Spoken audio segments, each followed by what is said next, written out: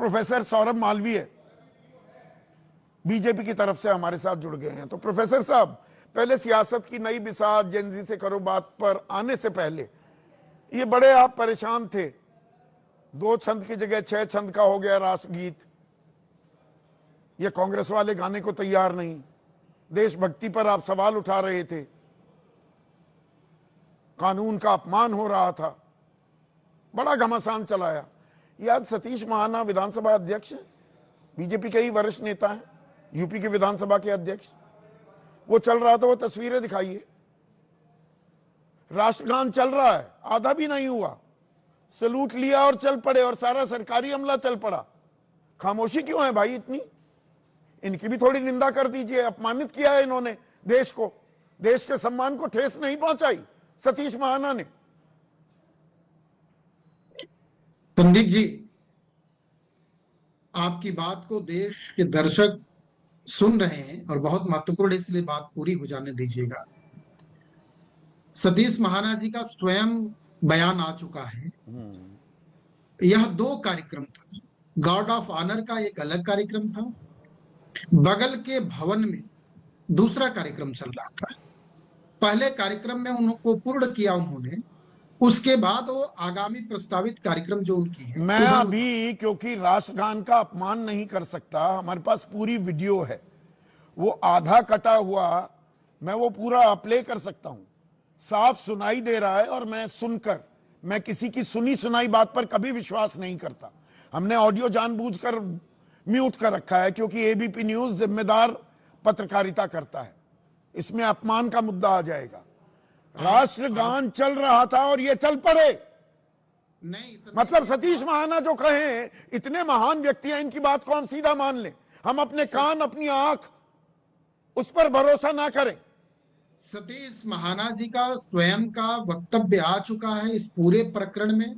वह बात कर चुके हैं, इसे वो ट्वीट भी कर चुके हैं बाकायदा। तो कांग्रेस ने 15 अगस्त को कहा कि सोनिया गांधी तो कुर्सी का बंदोबस्त करवा रही थी, वो 2 छंद नहीं 6 छंद चला, वो बात क्यों नहीं मान ली आपने?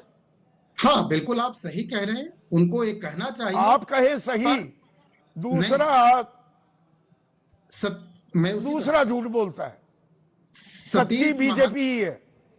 सतीश महाना जी चूंकि पूरा जीवन उनको उनका इस निष्ठा के साथ बीता है, यह देश, उनके मतदाता और समाज। अच्छा, तो सोनिया गांधी जिनके पति शहीद हो गए इस देश में, जिनकी सास शहीद हो गई, वो सच्ची निष्ठा नहीं है उनकी भारत के प्रति। सतीश महाना की निष्ठा सही है, तो सतीश महाना सही है। मैं सतीश जी के संदर्भ में बोल रहा हूं, इसलिए उनकी बात, यह तुरंत जैसे ही ये बात आई, भ्रामक जानकारी, उन्होंने स्पष्ट किया, साफ किया कि यह घटना। अच्छा, कांग्रेस की सफाई नहीं, सतीश महाना की सफाई है। कांग्रेस की रही बात, कांग्रेस इस बात को कहती है कि हम वंदे मातरम के प्रति गायन में हमारे उनकी संदिग्धता दिखती है, इसलिए सवाल समाज करेगा, पूछेगा, जानना अच्छा, ये अटल बिहारी वाजपेयी से नहीं पूछेंगे? सरदार पटेल भी 2 छंद की हामी भर रहे थे, सुभाष चंद्र बोस भी, थोड़ा उनसे भी पूछ लीजिए। अतीत पर बड़े सवाल उठाते हैं। वह उस समय की आवश्यकता थी, उन्होंने उस समय किया। अच्छा, आज की आवश्यकता बीजेपी के हिसाब से तय होगी। नहीं, युवा को, देश को, समाज को आज हम अनुकूलता है हमारे, आज देश का युवा उस गीत को, उस भाव को, उस आत्मा को, उस शब्द को जानना समझना चाहता है, याद करना चाहता है, इसलिए करने की दिशा में बढ़ रहा है। इसमें गुनाह क्या है, अपराध क्या है? 6 छंद वाला आपने याद कर लिया ना राष्ट्रगीत। आप लगातार कराएंगे तो धीरे धीरे सारे लोग याद कर लेंगे, सभी और साथ में मतलब भी समझ लेंगे। नहीं, बिल्कुल सारा समाज जानेगा, तो युवा को समझना चाहिए। वो हैं एक एंकर, बड़ा चिल्लाते हैं कि जी एक वो लड़की बिठा ली, और अरे आपको ये नहीं पता कितने छंद हैं। राष्ट्रभक्ति का ये प्रतीक है या युवा की जो परेशानियां हैं? देखिए, ये संवाद राजनीतिक नफे नुकसान के लिए हो रहा है या युवा की दरअसल दिक्कतों का समाधान निकालने की कोशिश हो रही है? अब मुद्दे पर आता हूं। संदीप जी, ये बहुत गंभीर सवाल है और मैं चाहता हूं कि इस पर पूरा पैनल एक मत होगा। वंदे मातरम को राजनीति के केंद्र में हम नहीं बनाए, हम चाहते भी नहीं। लेकिन वंदे मातरम को जानना, नहीं, वो तो ध्यान भारत भटकाने को का भी जानना, थोड़ा एक जरिया बना रहे थे ना राष्ट्रगीत को, नहीं, ये युवाओं की बात थोड़ा सा पीछा छूट जाए, पर छूट नहीं रहा। युवा वंदे मातरम को जाने, देश को जाने, समाज को जाने, राष्ट्र को जाने, भारत युवा को को रोजगार मिल जाए, वो जरूरी है रोज कि उसको वंदे मातरम पूरा याद करना चाहिए। नहीं, अच्छा, रोजगार विकास अधूरा इसलिए रह गया था, रोजगार इसलिए नहीं मिल पा रहा था, हम दो छंद गा रहे थे, यही समझा रहे हैं युवा को कि भाई बेटा आपको नौकरी इसलिए नहीं दे पा रहे, पेपर लीक इसलिए हो रहा है कि दो ही छंद गा रहे थे राष्ट्रगीत के। संदीप जी, आपकी बात पूरी हो तो अच्छा प्रश्न है, इसलिए मैं इस पर कुछ कहना चाहता हूं। इस देश ने लगभग 60 वर्षों तक देखा है, 2014 के बाद युवाओं के सपनों को पंख लगा, युवाओं के उद्देश्यों की पूर्ति में सहायक हुई सरकारें हर राज्य, केंद्र, सब जगह जाति, धर्म, पंथ छोड़ के विकासवाद के नारा के अलख जगाए गए।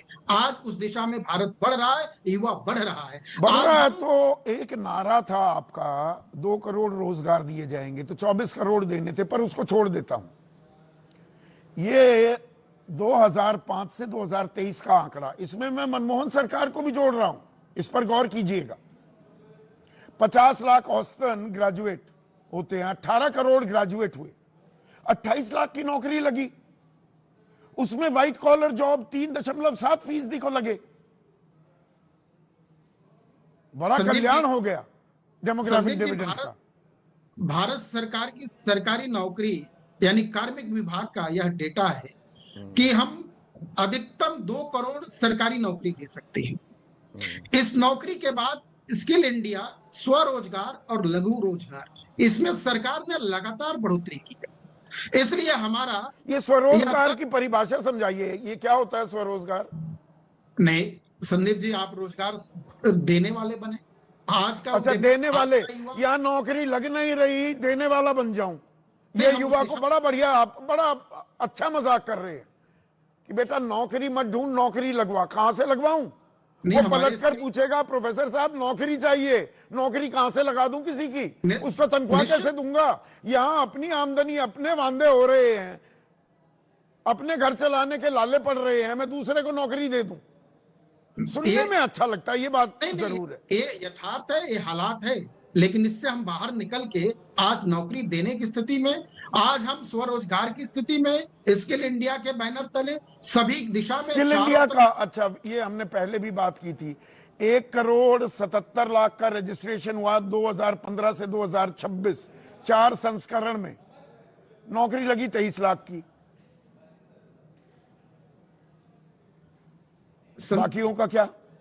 संदीप जी, अच्छी शिक्षा, उत्तम स्वास्थ्य और रोजगार में सरकार के ऋण और उनके तरफ बढ़ने के लिए सरकार के दरवाजे, एक पहली बार नहीं, एक वो दरवाजा खोला था prime minister internship scheme, 5 crore युवाओं को 500 बड़ी कंपनियों में इंटर्नशिप लगनी थी।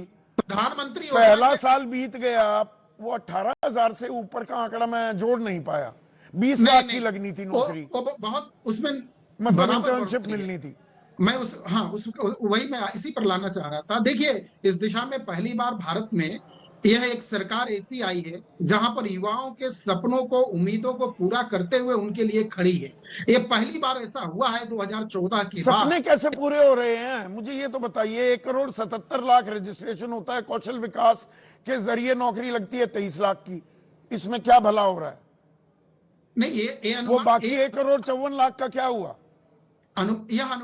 यह अनुपात कम दिख रहा है, लेकिन सभी दिशा में रोजगार की दिशा बढ़ रही है। यह अच्छा, अनुपात रोजगार की दिशा बढ़ रही है।